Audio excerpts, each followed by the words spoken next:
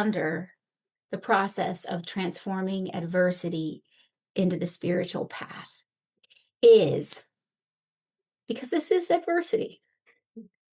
When people criticize us, what do we do?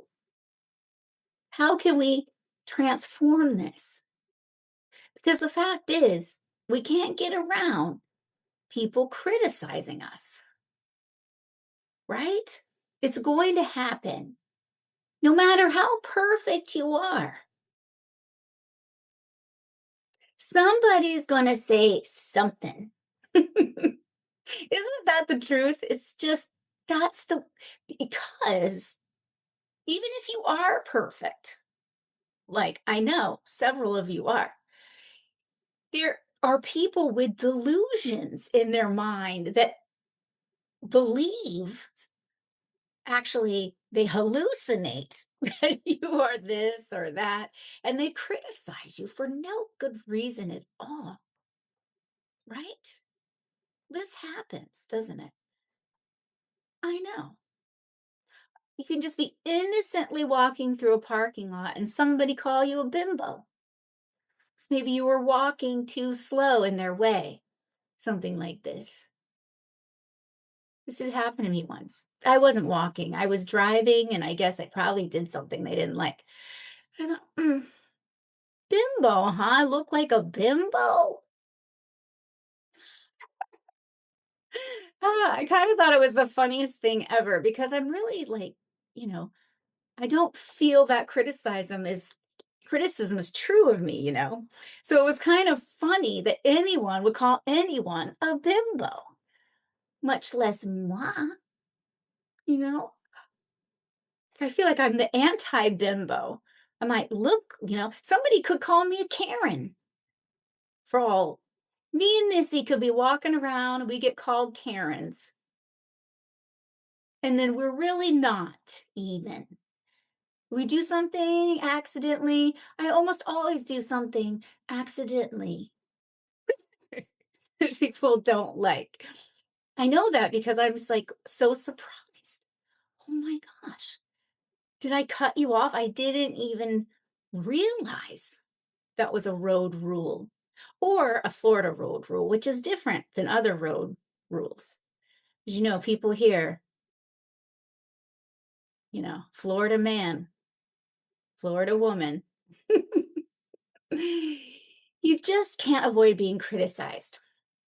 That's the truth. But we can transform it and impute it in a different way. We can learn to take criticism and make it something useful to us, something that we don't react to so intensely.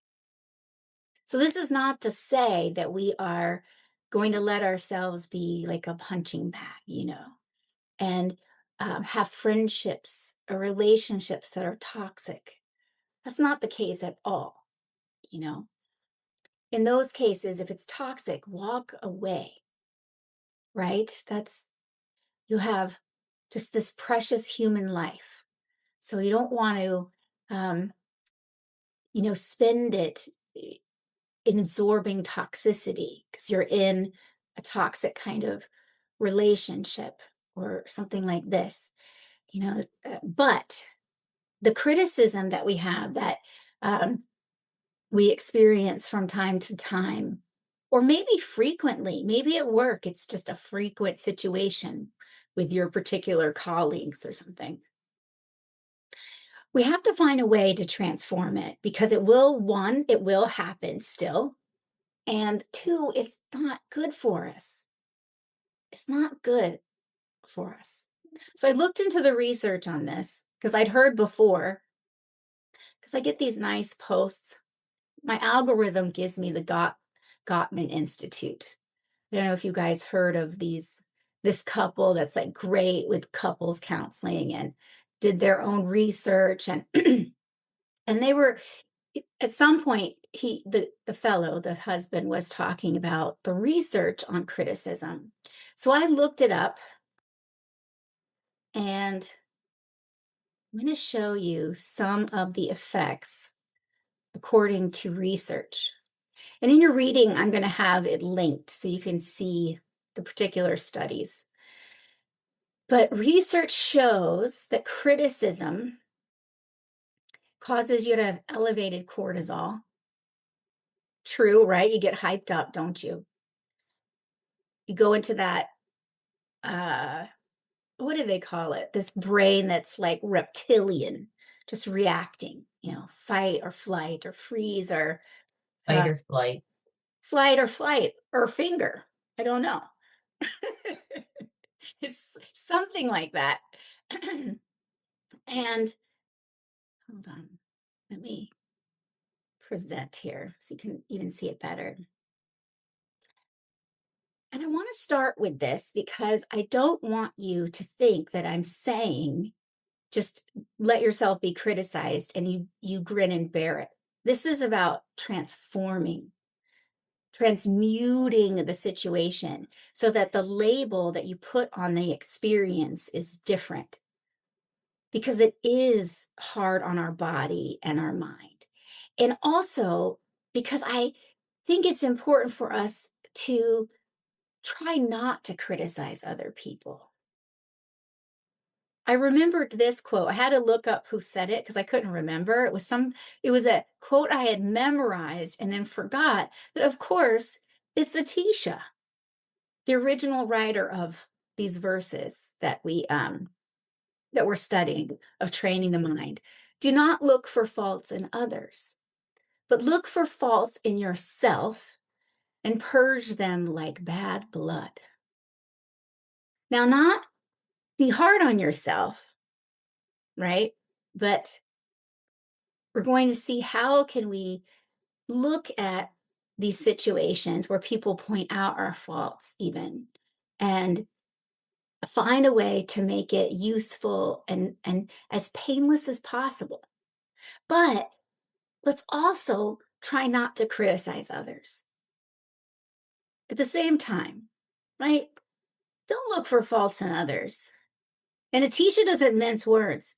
Purge them like they're poison. Bad blood. You're septic.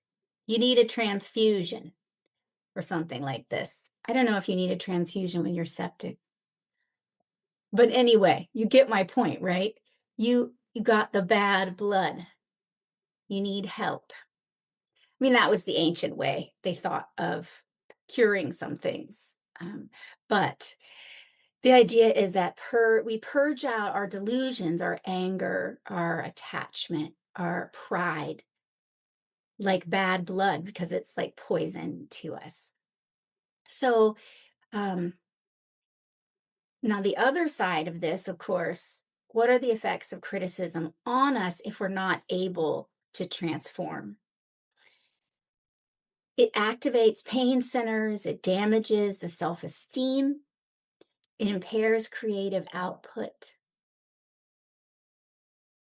weakened immune system. I've heard that one a lot in various studies, weakens the immune system, reduced cognitive flexibility, heightened reactivity, and increased social anxiety. This is really a sad situation for us and for others. Look at little Eeyore. Sad. I know. And look at this guy. He's just trying to be a good pear. He's perfect to me. I actually made this an AI on National Pear Day. It says, "You're perfect just the way you are." That's he is. Look at he's perfect. But look at these two just criticizing. Right? We don't want to do that to this poor guy who's crying inside. This poor pear. But if we can transform criticism, it can have uh, a very positive effect on us. So I'm going to give you an example, firstly, of one of these in here that I put. Criticism helps us to realize that we are not perfect and identify the delusions that we're suffering with, right? Maybe the criticism, yes, is coming out of anger that someone's had, but what about the criticism that does identify something we're struggling with that has just been slightly out of our awareness? Like when we hear it, we go, oh God, that's true. But we're not living with that reality and we're not working on it, even though it's causing us to stumble a lot.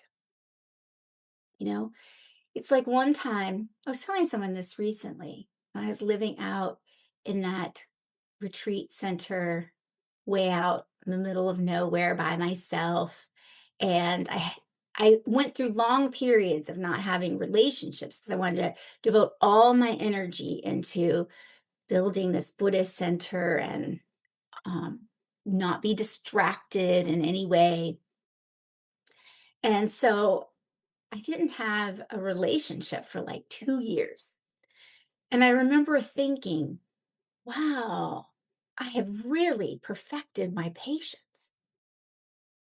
I remember having this thought. I was like, I have really got this under control. Wow, I just whipped myself and just a few teachings on patience and bam, bam, bam. I'm all good.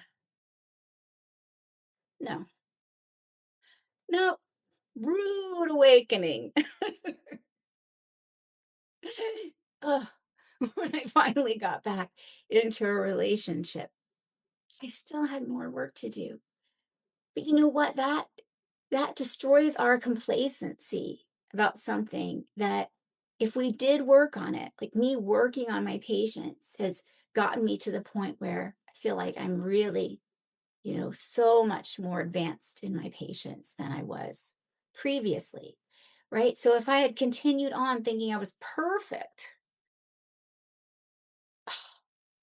not perfect completely, but perfect patience, I wouldn't work on it.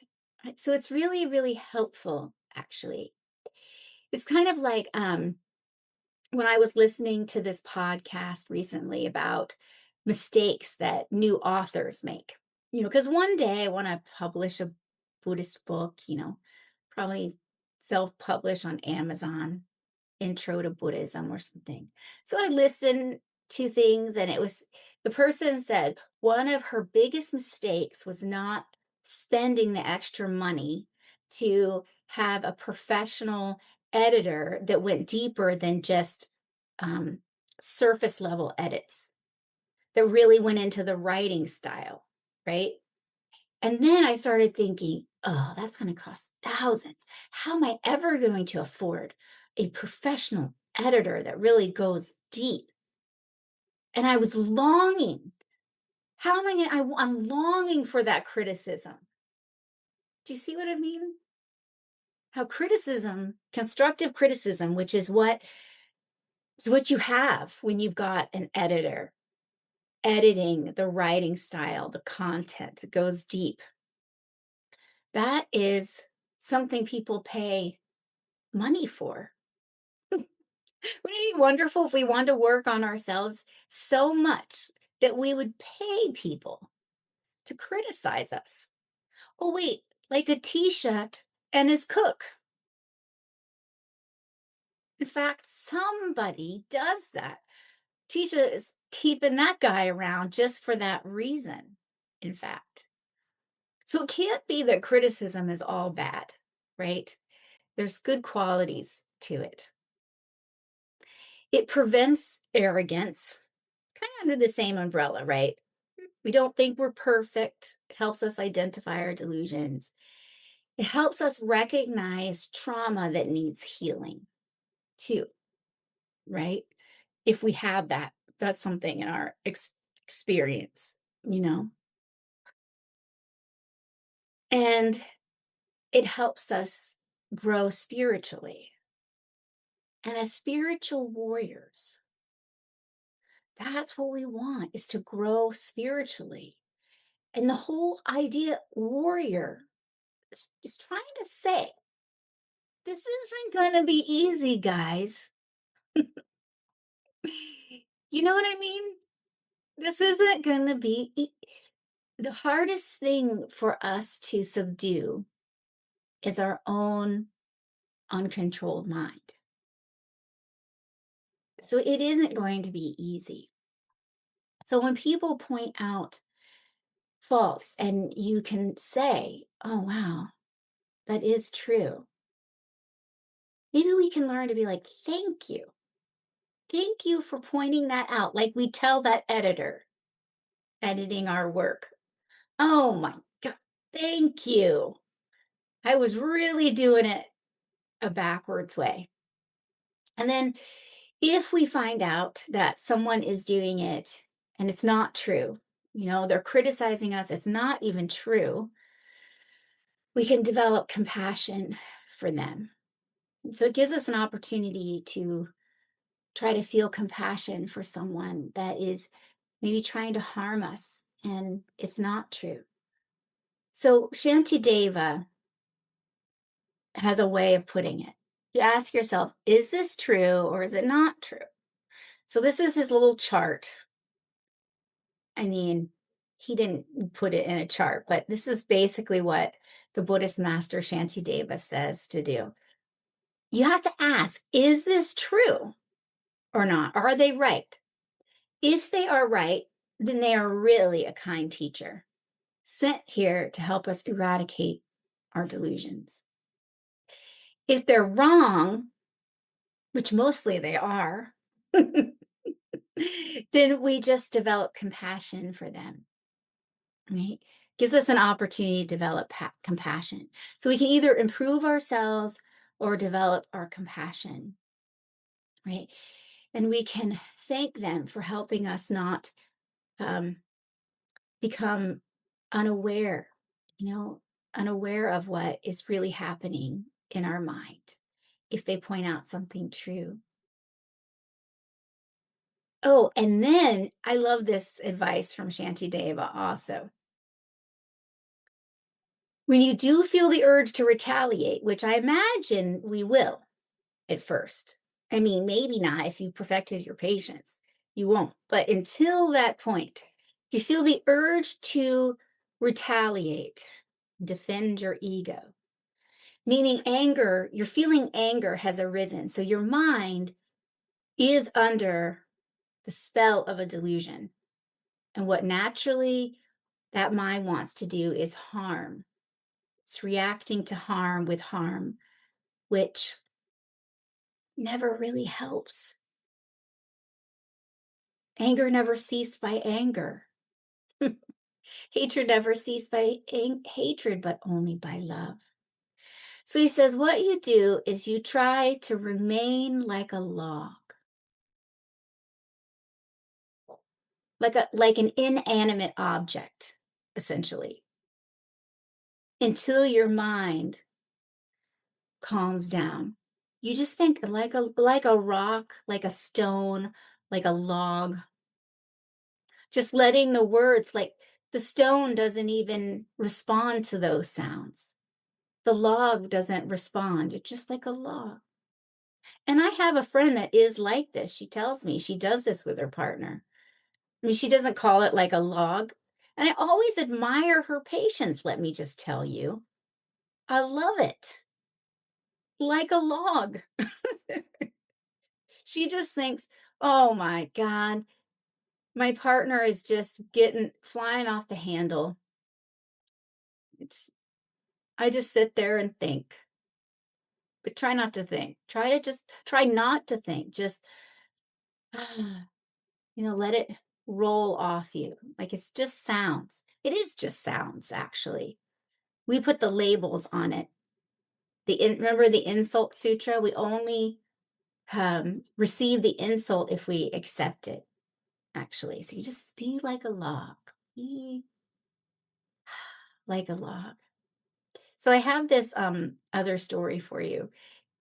Okay, it's one more analogy, and I'm not going to be able to tell it as good as Ajahn Brahm, but it gives you an idea, okay, of this concept. Old Buddhist story. So there was a donkey. I don't know if you saw the donkey theme in my slideshow, but there was this donkey, and he fell into this big ditch that he couldn't get out of. And he hee-hawed, "Eeyaw," for help.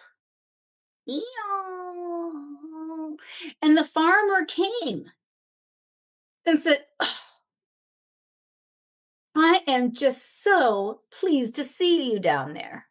I am sick of you going onto my farm and eating my grass and eating my stuff for my horses. You have been a real, and I'm glad to see you down there. You got yourself in it, and I'm not getting you out.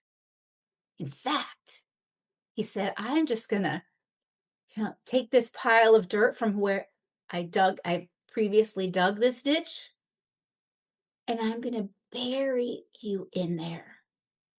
Can you believe that? That's cruel. He's throwing the dirt on that poor donkey, and the donkey's screaming, "Eeyaw, eeyaw, eeyaw." He's scared. And then the donkey had a realization, and he started to stamp down on top of this dirt. He shook the dirt off, right? He shook the dirt off his head and his body, and then he tamped it down.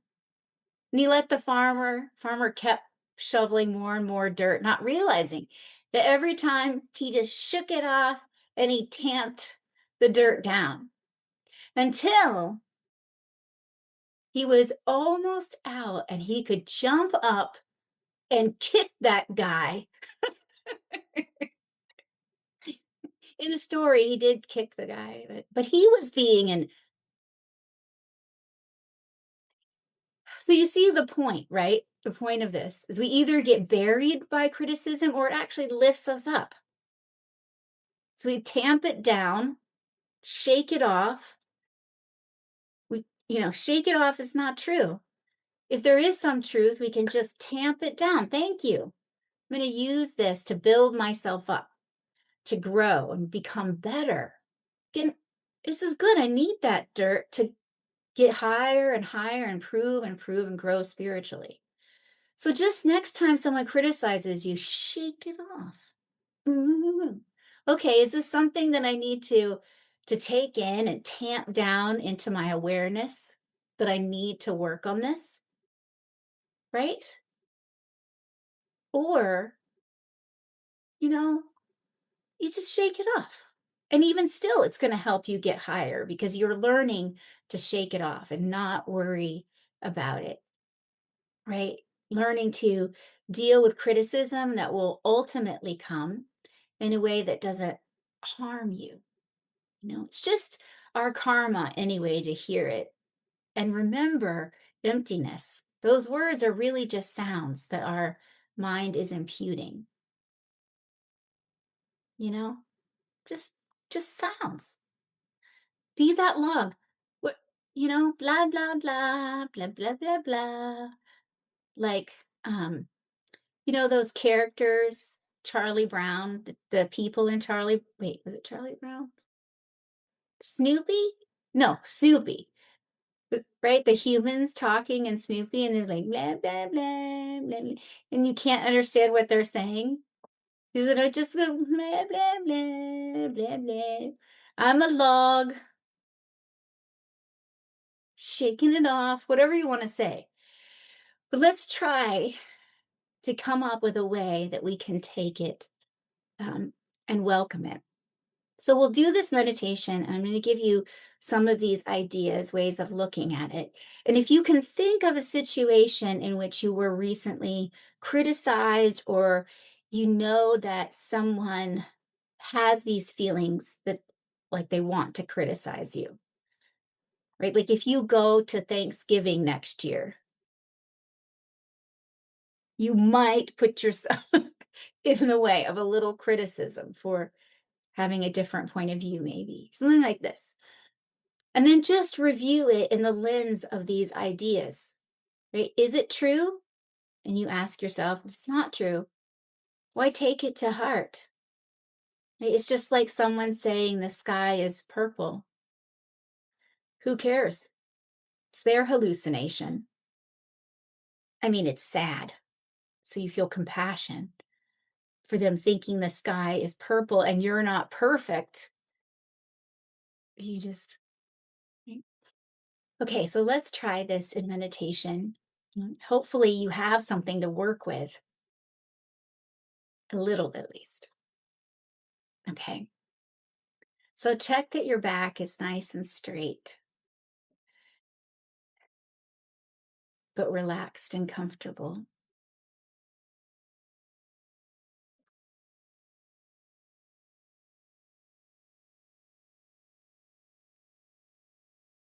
Breathe through your nostrils.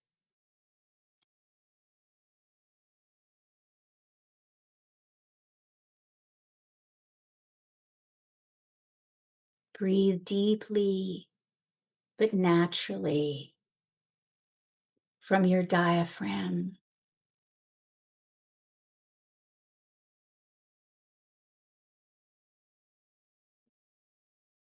Come into the present moment and focus.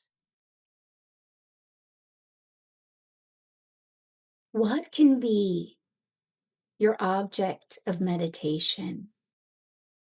Is there some criticism you've experienced, perhaps recently, or that has stuck with you for a long time, or that you know is coming in the future from someone you're close to?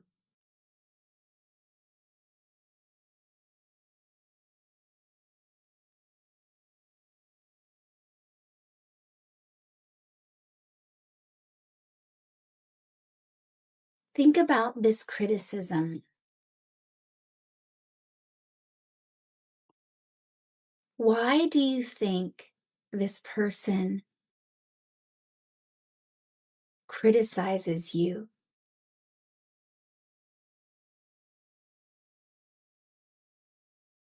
So think of all the reasons, their own history, their own fear or impatience, anxiety, might even be out of love for you in their confusion.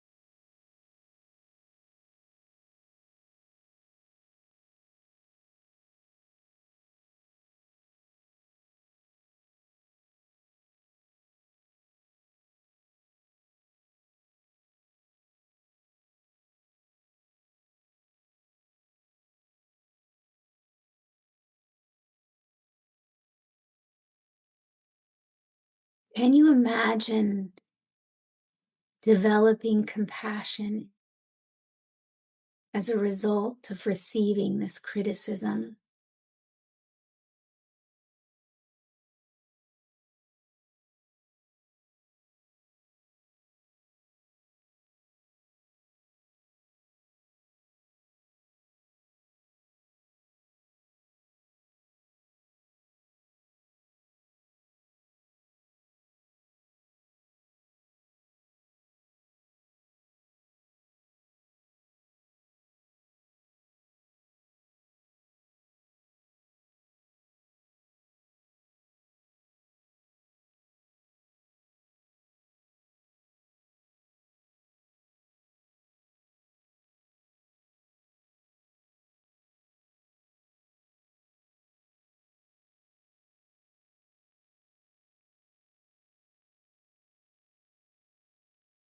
Imagine yourself experiencing criticism like this, and you feel compassion for that person.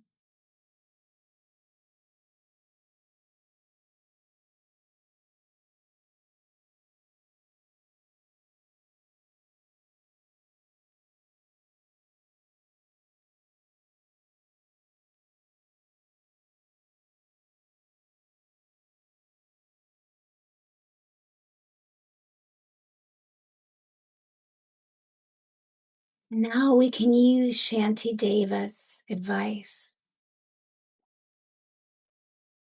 for that criticism that you were originally reflecting on.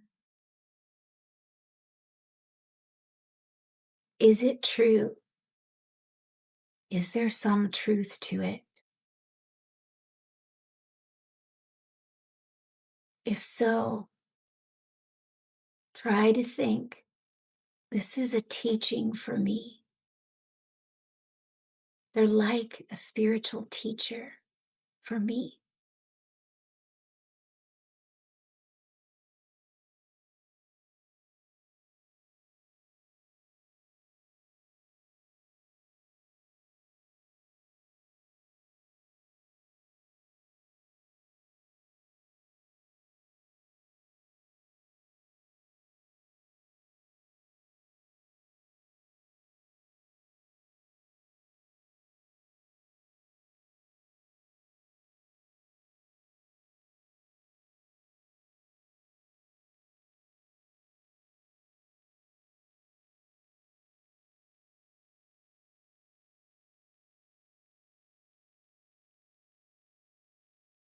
Are they wrong? Ask yourself this, are they wrong? And if so, try to feel your heart open with compassion for them. They suffer in the simple act of criticizing us, both in that moment of anger or jealousy, and in the future when their karma ripens. Is it true? If it's not, try to develop compassion.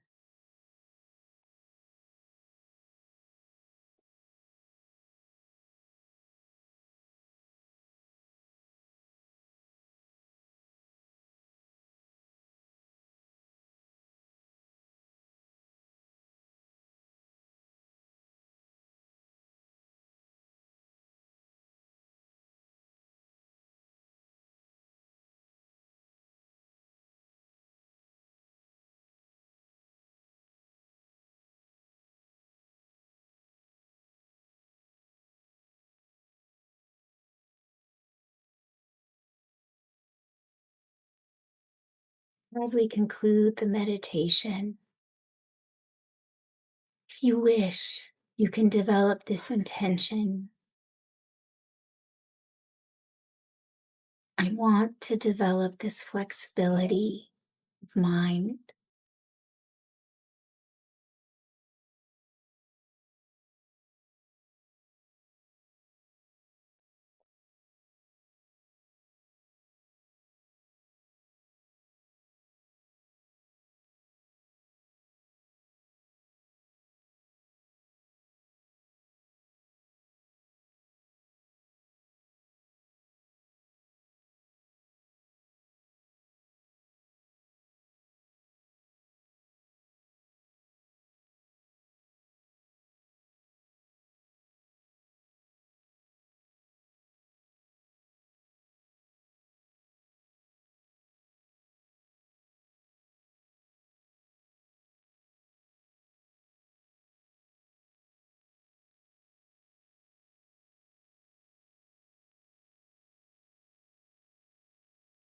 Gently relax your concentration